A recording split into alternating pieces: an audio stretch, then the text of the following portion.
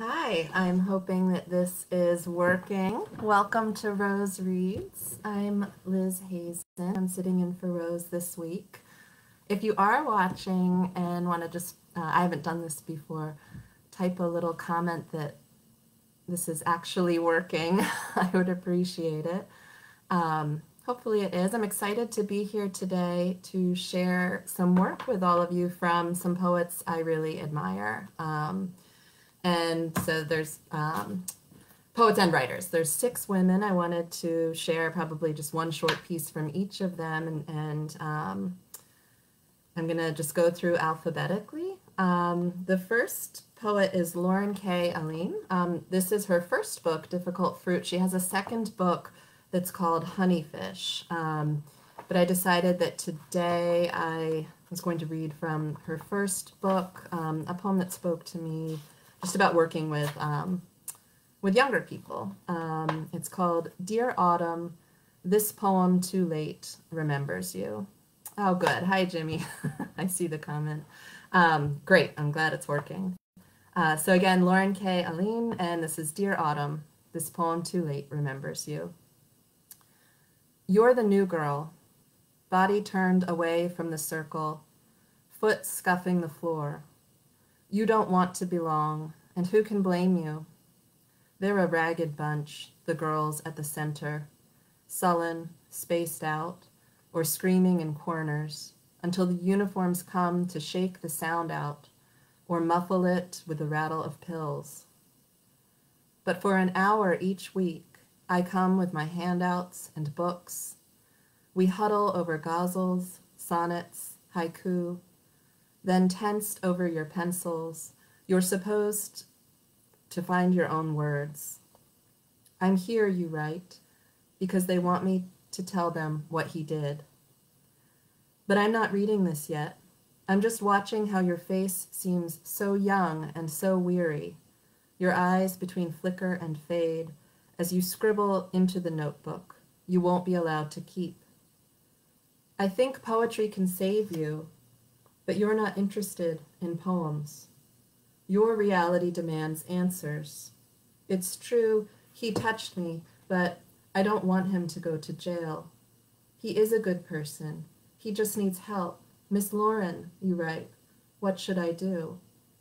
Your careful penmanship loops and curves across the page, its literal plea, defying the break of stanzas, meter, or line.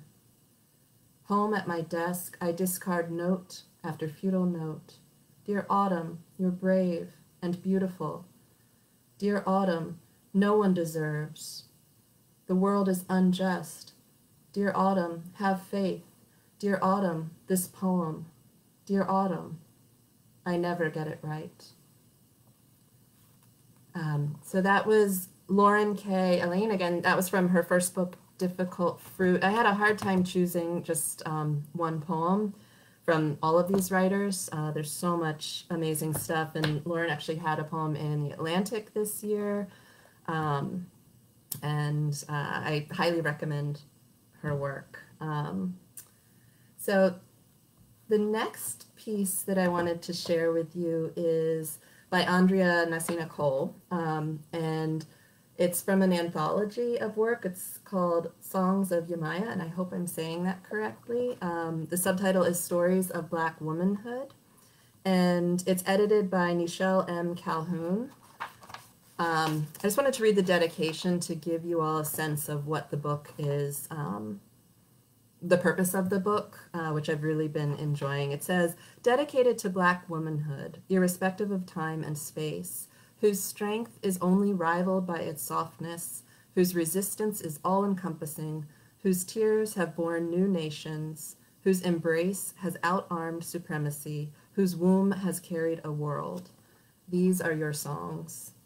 And Andrea's piece, I've been a fan of hers for quite some time, and she's here in Baltimore, and I've had the chance to hear her read. I cannot wait for her to have a collection of stories out. Her piece is called The Gorgeous Word No. Having survived invisibility, for he never claimed me, having survived infidelity, the sort where he never ever stops, the women never ever run out. It is like he is a tall/wide/hungry sponge, and they are all the 5 oceans. Having survived his hands wrapped round my neck, you have not been choked, honey, less you've called God and heard nothing for an answer. Having survived the sacred word bitch, and the other one whore, and the other one slut. Said with such power, I thought they were my daddy-given names. Having survived invisibility, because he never claimed me, have I said that? And 2 tattoos, because one wasn't telling enough. I told the fat tattoo lady, won't you make his name look like love? She said, what color is that? But I ain't know. Just long as you make it big and spell it right. Having survived her scent and hers.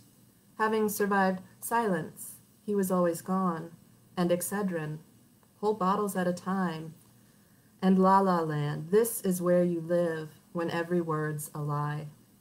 Having survived my daughter's questions tripped out her eyes, then chasing me round and round the room. Having survived no marriage, and I didn't even know I wanted to be married. And the realization that there, in his particular corner of the world, I was nobody. Having survived being turned to stone, the body calluses in an effort to protect the soft parts. Look at your hands, for instance. And turning out a mean, however pretty, bitch sacred. And doing to him most everything he did to me. For the feeling, baby. The power. Having survived 3,000 days, no sun, little water, mere sips of breath. Having fashioned from the story a rock, jagged, where a heart should go, I've come to know some things. 4 of them are, 1, you are responsible for yourself. If you don't realize this until age 50, things will be tough.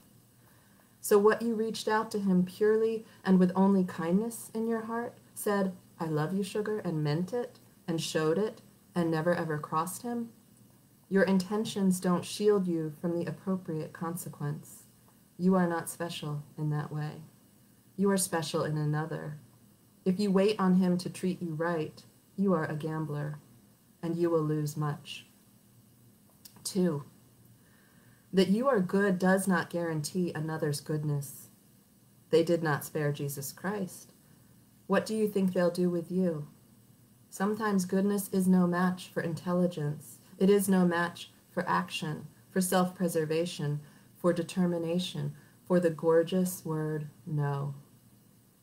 3, it is never, ever too late to leave. 4, it is never, ever too early either. Yeah, so that was an amazing piece by Andrea Messina Cole. She's a writer here in Baltimore. She also, I just wanted to mention, she runs this amazing summer program for Black girls called A Revolutionary Summer. And if you're on, well, obviously you're on Facebook, you can find it and support the work that she does with young women. And the book that I was reading from is this collection, Songs of Yamaya, Stories of Black Womanhood, and lots of great things in there.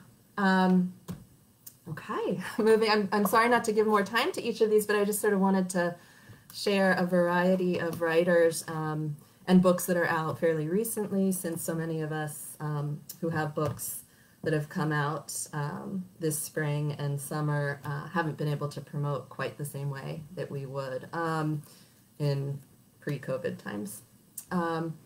The next author I wanted to share is Amy Lemon, and her most recent book is called The Miracles.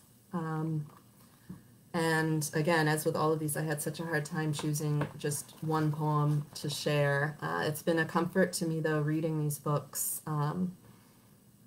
just during a time that's been extremely stressful, I think, for all of us. And I've through these poems and writings, I've felt more connected. So I'm going to read a poem by Amy.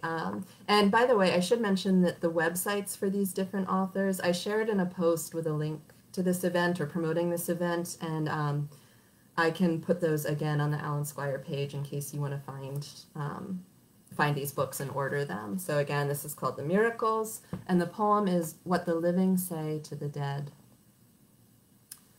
Our two young kids were monkeys scrambling in my dream, and you, younger than ever, wanted me.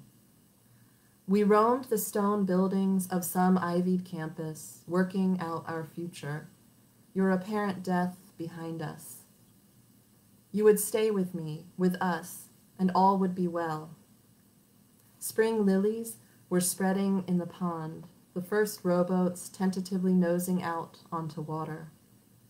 Shadows alternated with dapples of sun, a buffet at midday, cocktails and crudité at sunset. At bedtime, we tucked ourselves in, as we did so many times, a tangle, when you were ours and I was yours, and the clock struck with no more than the usual sense of dread. The problem with these dreams is that I always awaken. You can't be too clear when it comes to the dead, it seems. They have so much trouble hearing you above the din of everything they now know. The music of the spheres, and all the rockers gone before their time, like you, the snowdrop cluster of your love.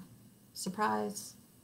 In the shade of a mossy old oak, the sudden clearing, where a lone fawn startles, then turns to follow the doe it has so recently emerged from, steaming and bloody and fierce, hungering for balance, poised for the chase. To say I cried a lot when I was reading this collection. It's beautiful, beautiful poems about a lot about loss, about motherhood. So if you're just joining us, this is Rose Reads. I'm Liz Hazen, sitting in for Rose. And this is the Alan Squire publishing page. I'm lucky enough to have two collections of poetry with Alan Squire. And today I'm sharing some work from some different women writers. Oh, hi, Leslie. Thank you. So the next book is fresh out, and actually the timing of this event is perfect because Charlotte Pence's book Code, today is its official publication date, I think July 1st. So it's officially born today. This is an amazing book that sort of blends science, thank you, science with human emotion, really interesting stuff about genetics and DNA in here, but through these explorations looking at just what it is to be a human being, what it is to be alive, what it is to know things. And so the poem I chose from this collection is called Sometimes When a Child Smiles. Okay. Sometimes when a child smiles, mouth open wide and greedy, even the molars exposed, it reminds me of a single afternoon when I'm passing through an orphanage in Ecuador, distancing myself with one-armed hugs and toy store gifts. I tour cafeteria-sized bedrooms, guarded by bougainvillea, probably said that wrong, scratching at windows, frowning palms standing shoulder to shoulder. Outside the girls' windows, under the garden's uncut hair, rested a secret everyone knew and no one believed. And I know the rules. I should not repeat it, should resist telling a story about orphans. Yet how can I ignore it when the sun angles from the west at 5 o'clock in May, when lights neither new nor old, the color of freshly squeezed lemons, and it slices across a child's face at that silent moment between grin and laughter, when the open smile reminds me of the girl who led me through the garden to where she found the baby. But that's too common for a story. It is this. For 2 months, the 6-year-olds hid the newborn. They snuck cartons of milk under their navy cardigans and let the baby suckle off their fingertips. One girl chewed her food and spit it inside the baby's mouth, like she'd seen stray dogs feed their pups. They named her Caramella, a candy they wanted, and made her so content the nuns never heard her cry. Sometimes, when a child smiles, I have to look away, for I know I could not do what those girls did. Accept a secret without fearing it. Spit into a child's mouth, and know this, too, is love. So that was Charlotte Pence, another writer I admire immensely. And again, Code, her book is out today, is the official date. And it's excellent. Definitely highly recommend it. All right. Next is poet Monica Prince. And her book is a choreo poem, which it's so cool. I had never even actually known that such a thing existed, but it's a poem meant to be performed by multiple performers, and it's had stage readings before. There's sort of the central character. I'll just read to you from the back to give you a little bit of context. How to Exterminate the Black Woman, a choreo poem, illuminates the struggle of the Black woman trying to live in a world seeking her erasure, taking place in the collective memory of Black women represented by Angela, fractured into 6 emotions. And so as you go through the collection, these different emotions sort of take on, they become characters. So we have silence, fury, fear, loss, expectation, and new. And so I was going to read a poem. The poem's title is Loss as a Canyon, and it's a section that's in the voice of the emotion loss. There's an epigraph, Silence wail, or actually it's a stage direction, I'm sorry. Silence wails as she is taken from the stage. Loss watches her leave, then takes a breath. And this is what Loss says. When they call out crater, canyon, valley, they mean me. At 11, I visited the Grand Canyon. I didn't know I was reading my own palm. At 18, I miscarried what I imagined to be a son. Ever since, I've only wanted daughters. The benefit of being a dark hole in the ground is absorption, sudden swallowing of emotions, light and otherwise. I am not a well or a ground spring or laced with a river. I do not know how to swim. My walls are so steep, only experienced climbers can scale them. Jagged surfaces slice open their fingers. Assumed hand holds easily crumble. When a body passes through you, it takes everything it can hold in its barely existent grasp. My son took my tolerance for deceit and any courage I had to kill myself. I used to let visitors in unannounced, helicoptered them to my floor so they could make love to the view from far below. I thought sharing myself, selling postcards, organizing excavations of unseen territory would keep me on Earth. It turns out replication, even accidentally, with a man I will always lazily love. That's how to stay alive. Losing Dorian turned me from vaporous cloud to meteor to desperate crater sculpting a landscape behind my mother's house. She doesn't know her daughter is a graveyard, an altar to almost children.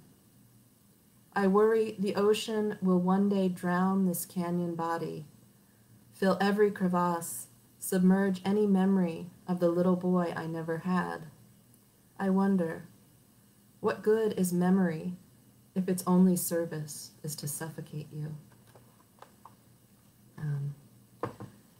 So again, this is Monica Prince, How to Exterminate the Black Woman, and really remarkable, and I'm hoping that I'll be able to see it performed at some point in the near future, and in real life, because I think it's really powerful. And I have a 6th poet, and then I might end with one of my poems. This book, which I just finished reading recently, is by Leslie Wheeler. The State She's In. It's fantastic. It's I think it's difficult in poetry to address, at least for me, I don't know how to address some of the political issues of our day, and Leslie does it so intelligently and beautifully in this book. And it's not just, political poems. There's a lot here, but certainly, the 2016 election factors in, female identity factors in. Another I had trouble choosing again, but I think I'll go ahead. The one I ended up deciding to read is called Spring Rage, and I know we're not really in spring anymore, but this is called Spring Rage. All afternoon and evening, wrath boils down the gutter pipe. In a sewerless town, it foams across yards trashed by dandelions and tiny violets, crashes past curbs, and maps a sloping path to creeks, polluted en route by exhaust, soap, the ash of striving. I am tin. I am flimsy and replaceable. But by the coursing of anger I know, I am not clogged with leaf duff or dead birds. I can carry a flow. I can talk about its cool, extraordinary passage. Hollow, but not nothing. A shape that directs torrents down and down. I want to say to the men who wrecked my life, fixed my life, and are now expecting gratitude, you cannot break or repair me. But they are busy in the clouds, banging thunderheads, directing water to fall, not understanding how it will scorn their plans and their power, displace who it wants, when it wants, numerously, even if today it seems invisibly biddable, whispering past us all. So that was a poem by Leslie Wheeler, and the book is The State She's In. I recommend all of these books, and just we'll make a plug also for independent presses. This is a hard time for all of us. Alan Squire has amazing books, and my books from Alan Squire are Girls Like Us and Chaos Theories. Girls Like Us is the one that's just come out, and I thought I would wrap things up today with just a new poem. I'm working on a new project, and I don't know, I felt like this poem sort of connected. I was amazed as I was reading the work of all these women, sort of how unique each of us is in our voice, but also how many of the same issues we seem to address in our poems, and that, I don't know, it gave me some comfort, and it made me feel like things might be okay. And this is a poem just about anxiety. I guess it's called Panic Attack. No purpose to my days, I set small fires to pass the time. The hours flex their muscles. The flint barely cracks a spark, a wink, a glint that goes out too soon most times. But when it does catch, the flames devour themselves, growing great with their own devastation. Fate is just unintended consequences. Let one ember ignite, and all sense transmutes to ruin. A banshee with curled fingernails, a gorgon, green and merciless, a girl with a loaded gun, trapped inside a woman with her tongue cut out. Under my skin they pace, rattle me, give color to my face. Okay, so